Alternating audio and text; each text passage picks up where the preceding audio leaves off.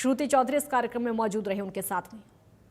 चौधरी जी मौजूद हैं और रैली में जिस तरह से हमने देखा था कि चाहे बच्चों की बात करें, बुजुर्गों की बात करें, महिलाओं की बात करें, तमाम लोगों के बीच में जाकर अभिवादन कर रही थी। मैडम, आज तो काफी गदगद होंगे आप। तो शाम के इलाके में चौधरी बंसीलाल चौधरी सुरेंद्र सिंह के इलाके में जिस तरह से एक मेगा इवेंट का आयोजन वो भी किसानों के लिए किया जा रहा है। तो शाम तो मेरा घर है और तो शाम के लोग मेरे दिल की धड़कन है और मैं जब भी इधर आती हूँ मुझे एक नई ऊर्जा मिलती है। अब जो है एक नए ज़माने की शुरुआत हो रही है। श्रुति यहाँ पर आ चुकी हैं तो शाम ने बहुत मान सम्मान प्यार दिया है सारे लोगों ने। मैंने बहुत काम किया है इधर और श्रुति ने उसको चौधरी बंसीलाल जी का नाम, सुरेंद्र जी का नाम मेरा आगे बढ़ाते हुए बहुत ज़बरदस्त काम जो है तो शाम हल्के के लिए ही नहीं हरियाणा के मुख्यमंत्री जी के नेतृत्व में पूरे हरियाणा के अंदर करा है। तो ये हमारा बड़ा सौभाग्य है। आज नायब सिंह सैनी जी यहाँ पर आ रहे हैं और करोड़ों रुपए की और जो है सौगात शाम को मिलेगा। 70 के दशक में यहीं से इसी भिवानी से इसी तोशाम से माइक्रो इरिगेशन की शुरुआत की गई थी। उसके बाद इसका रूप बदलता गया। 2005 में तो मिशन के तौर पर इसको लिया गया कि मिशन बनाया जाए ताकि ड्रिप इरिगेशन या स्प्रिंकलर सिस्टम उसको और ज़्यादा उन्नत किया जा सके। और आज तो AI का ज़माना है। बिल्कुल, ज़माना जो है मैंने कहा ना नए ज़माने की शुरुआत है। किसान की नई तकनीकी से किस तरह से आगे बढ़ाया जा सके, पानी टेल तक उनका किस तरह से पहुंच सके, किस तरह की ऐसी फसलें लगें जहां पे कम पानी का ज़रूरत हो। ये सारी चीज़ें जो हैं जैसे आपने कहा चौधरी बंसीलाल जी ने यहाँ से शुरू करा था।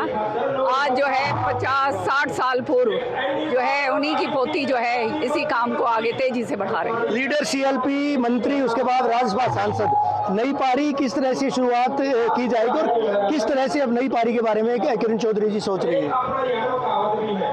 सार्वजनिक जीवन में कभी विराम नहीं आता और मेरा तो जो आज सुरेंद्र सिंह जी की पुण्यतिथि है, 21 साल हो गए उनको गए हुए, तो मेरा तो एक ही प्रण उस दिन मैंने करा था 20-21 साल पहले कि जितना जीवन के अंदर मैं सेवा कर सकूं वो मेरा कर्म होगा और वो काम करने के लिए मैं आई हूँ। और आने वाले समय में भी जो है चौधरी सुरेंद्र सिंह जी का एक ट्रस्ट है उसको जीवित करने जा रही हूँ मैं, जिससे गरीबों को जो कैंसर के जो मरीज हैं उनको जो है हम बहुत राहत देंगे। हरियाणा विधानसभा में जिस तरह का एपिसोड हुआ, 5 विधायकों की क्रॉस वोटिंग, 4 के कैंसिल, अभी नाम तो उजागर हो नहीं रहे हैं। 5 के नाम लिए गए हैं, 100 कॉल नोटिस भी जारी किए गए हैं, 4 नाम अभी सामने ले आए। मैडम, कांग्रेस खत्म हो चुकी है, कांग्रेस में अब कुछ रहा ही नहीं।